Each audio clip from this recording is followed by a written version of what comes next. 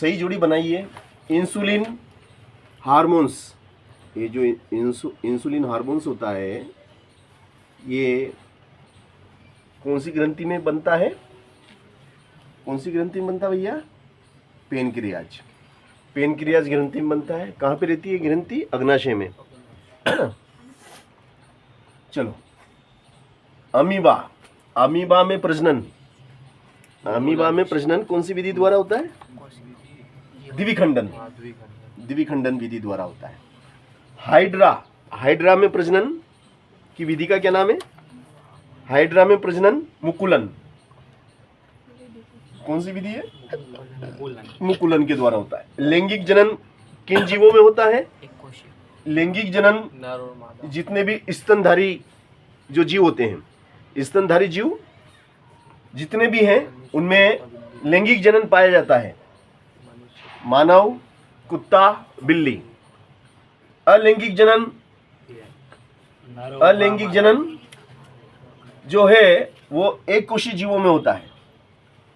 अलैंगिक जनन एक कोशीय जीव जितने भी हैं, जैसे अमीबा, पैरामीशियम, बैक्टीरिया, हाइड्रा, है ना, एक कोशीय जीव जो भी हैं उनमें अलैंगिक जनन होता है। निषेचन, निषेचन क्या होता है? निषेचन नर युग्मज और मादा युग्मज का संलयन, उनका संलयन होता है ना। नर युग्मज और मादा युग्मज का संलयन निषेचन कहलाता है।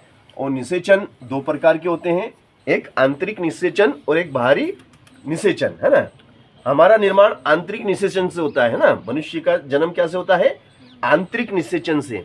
और बाहरी निषेचन किसमें होता है? बाहरी निषेचन किसमें होता है? मछली में।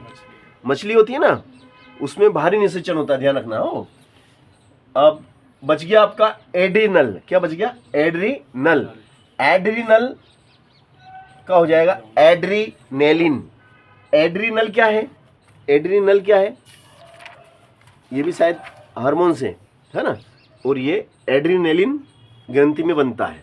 तो इस प्रकार से ये बहुत महत्वपूर्ण आपकी सही जोड़ी है।